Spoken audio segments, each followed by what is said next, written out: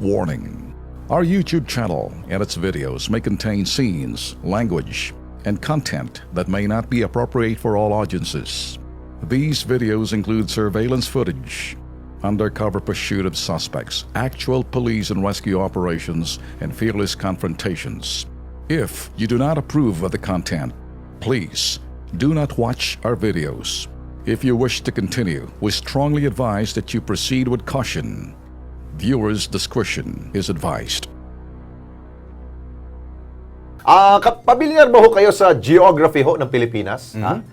Kung kung isa ka pong traveler o manlalakbay, siguradong pinag-aralan mo bawat direksyon at destinasyon para marating nyo ho ang inyo pong pupuntahan. Siguro ho, isa ho sa inyo pong bucket list ito. Pero alam mo kaya kung saan idineklarang unang lugar sa mismong kilometer zero ng Pilipinas? Alam niyo kung saan ho yun? Ikaw, Ben, alam mo? Ay, alamin ko. Ayun. Ito ho, panurin ninyo.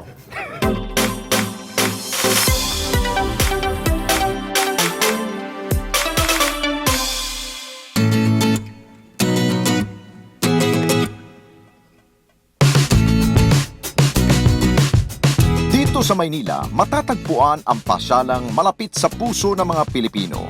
Ang unang lugar sa mismong kilometer zero ng Pilipinas, ang Rizal Park. Rizal Park has been a witness to the rich history of our country. And the Rizal Monument, not only a symbol of freedom, it also houses the remains of our great national hero, si Dr. Jose Rizal. And the exact execution site of Rizal is also found here.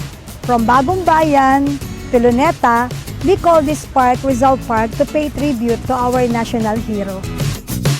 Makita lang na may picture ka sa Rizal Monument, people would recognize that you are in the Philippines.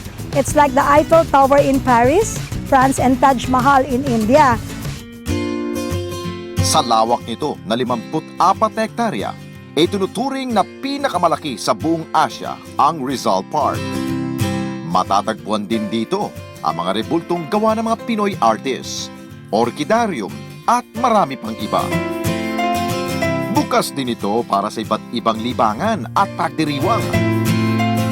Hawak ng National Parks Development Committee o NPDC ang pangangalaga at pamamahala sa Rizal Park bilang isa sa attached agencies ng Department of Tourism. Marami po tayong inayos dito sa NPDC. Unang-una po, ang pagpapabukas ng lahat ng mga gated facilities na may mga bayad para po mas magaan po sa lahat ng ating park goers.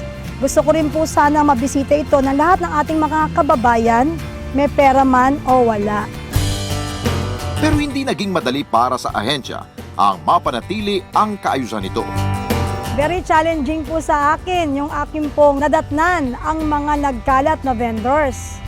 Hindi naman po magiging hadlang ang kanilang pagtitinda dito kung mapapanatili natin ang kaayusan sa loob ng park. Nagtapos po kami sa isang pagkakasundo na sila po ay makikisa sa amin upang mamuno sa pagpapanatili ng kalinisan, kaayusan at kapayapaan dito sa Rizal Park. Bahagi man na nakaraan, marami pa rin mga bago na dapat abangan sa Luneta. Sa ngayon, pinaghahandaan ng NPDC ang nalalapit na mahal na araw at Flores de Mayo. Kauna-unahang sinakulo dito sa Rizal Park ay mangyayari ngayong darating na mahal na araw or sa buwan po ng Abril. May mga itatayo po tayong mga Station of the Cross dito sa park. At hindi na kailangan pang lumayo ng ating mga mahal na kababayan at gumastos dahil ito po ay libre para po sa inyong lahat. And add to that, bubuksan pong muli ang Orchidarium at ilo-launch po natin sa nalalapit po na Flower Festival ang dagdag activity po ngayong taon, this coming May. Kaya muli hinihikayat ko ang ating mga kababayan na bisitahin po ninyo ang ating minamahal na pambansang parke o ang National Parks ng Pilipinas, ang Rizal Park. At sinisigurado ko po na hindi po kayo magsisisi sapagkat marami na pong mga activity inside the park na talaga naman pong magbibigay saya sa lahat ng ating mga park goers. Naku, napakaganda talaga ng Pilipinas. Kung ako sa inyo ho, ay subukan ho ninyong bisitahin ang Luneta Park at ilang pa mga magandang tanawin po dyan sa area na yan. Alam mo ako, Ben, gusto kong isama yung aking mga anak dyan para mabisita yung part dyan sa Malinis Luneta. na, malinis na. Malinis na, sobrang ganda. Pero pag ako nalilito, Luneta Park at saka yung Intramuros Development magkaiba. Magkaiba, oo. May humahawak dito sa Luneta Park. Okay.